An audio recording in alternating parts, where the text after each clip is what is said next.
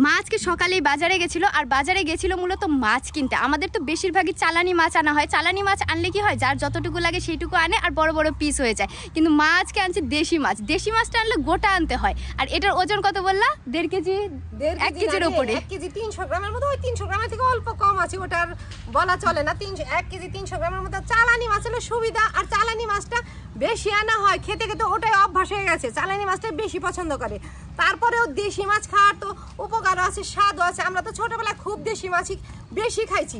দেশি মাছ তো দূরে থাকা, আমরা খাইতাম জিয়ানো মাছ, ওগুলোই বেশি খাইতাম। তো আজকে ভাবলাম একটা বাজারে গিয়ে দেখলামও, যখন বাজার থেকে নিয়ে এলাম, বাজারে মাপা হলো, মাছটা একদম লাফাচ্ছিল। আনতে আনতে ব্যাগে থাকতে থাকতে একটু ঘাটটা ছেড়ে দিচ্ছে, তারপরেও তাজা আছে। এই যে কানকোর দিকে তো একদম লাল মাছটা, আগে আঁশটা ছাড়িয়ে নেই। কানকোটা দেখি। লোকাল মাছ আনলেও যে কেটে দেয় না তা না, কেটে দেয়। ও গেছিল না, আমি ভাবলাম যে দেখবে গোটা মাছটা, তো দেখতেও একটু ভালো লাগে। মাছের আঁশ ছাড়ানোর জন্য, পেঁয়াজ রসুনের খোসা ছাড়ানোর জন্য আমার একটা পাতলা চামচ আছে, সেটা দিয়ে ছাড়াচ্ছি। বাজার থেকে তো মাছ কেটে আনা যায়, তারপরেও আমি বাড়িতে এনেই বেশিরভাগ কাটি, নিজের পছন্দ মতো কাটা যায়।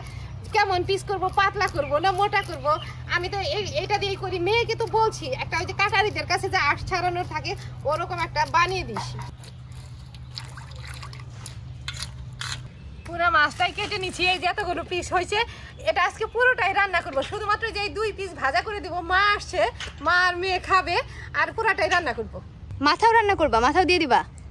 দেশি মাছের মাথা খেতে ভালো লাগে, মাথা রান্না করে তো খাবো। মাছ তো বাইরে বসে কাটলাম, ওখানে 2-1 ধুয়ে ওই উপরের নোংরা টোংরাগুলো ফেলে নিয়ে এসেছি। এখন এই কলতলা থেকে আরো কয়েকবার পরিষ্কার করে ধুয়ে নিচ্ছি।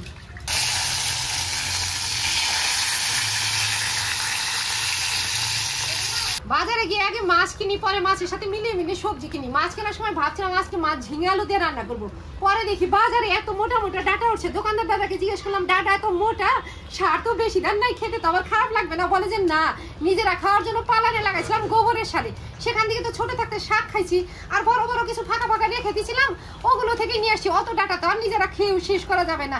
তো আজকে নিয়ে যান, পরের বাজারে এসে বলবেন যে ডাটা কেমন ছিল। আজকে মাছ আমি ডাটা আলু দিয়ে রান্না করবো। আর আলু, দেশি আলু, যতদিন দেশি আলু আছে ততদিন তো সবকিছুতেই দেশি আলুই খাই। নিরামিষ সবজি টবজি ভাজা টাজা ওগুলো তো না ছিলে অমনি ছোট ছোট করে কেটে দিই। মাছ মাংস রান্না করলে তো সেদ্ধ করে ছিলে দিতে হয়, যে আলু সেদ্ধ বসিয়ে দিয়েছি, ডাটাও কেটে নিচ্ছি।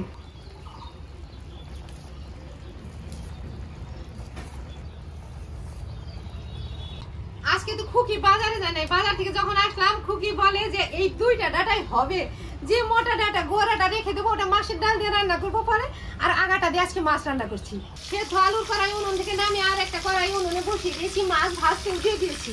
মাছ ভাজা হতে হতে এদিকে আমি আলুগুলো ছিলে নেই, আলুগুলো ছিলবো, আর ওদিকে মাছ ভাজা হয়ে যাবে। আর মাছ ভাজা শেষ হলেই ওই তেলেই সবজি দিয়ে একবারে ফোড়ন দিয়ে দিব। আজকে তার আলু ভেজে নেবো না, মাছ রান্না করবো, মাছের আলু ভাজতে হবে না, ডাটার সাথে একসাথে দিয়ে দিব।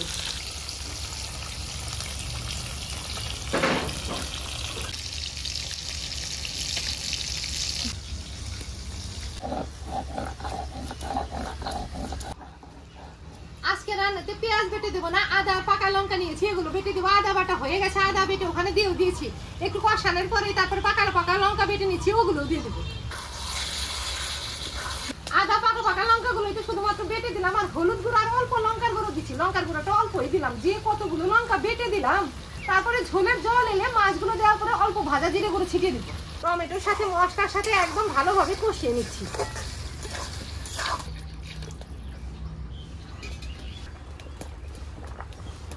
ঝোলটা একটু বেশি পরিমাণেই দিচ্ছি, এতগুলো মাছগুলো দেওয়ার পরে কয়েকবার জাল করতে হবে, আর ঝোলও জাল হয়ে গেছে, এখনই মাছগুলো দেব। মাছ দেওয়ার পরে কয়েক বলক তুলে নিয়ে এখন ভাজা জিরে গুঁড়ো ছিটিয়ে দিলাম, রান্না হয়ে গেছে। এখন তরকারি ঢেলে দেব।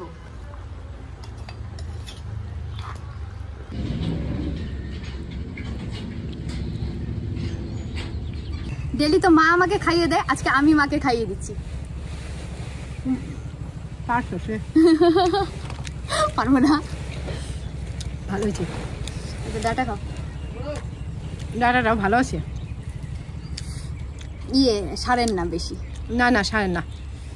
আর দিচ্ছা মাছ হবে।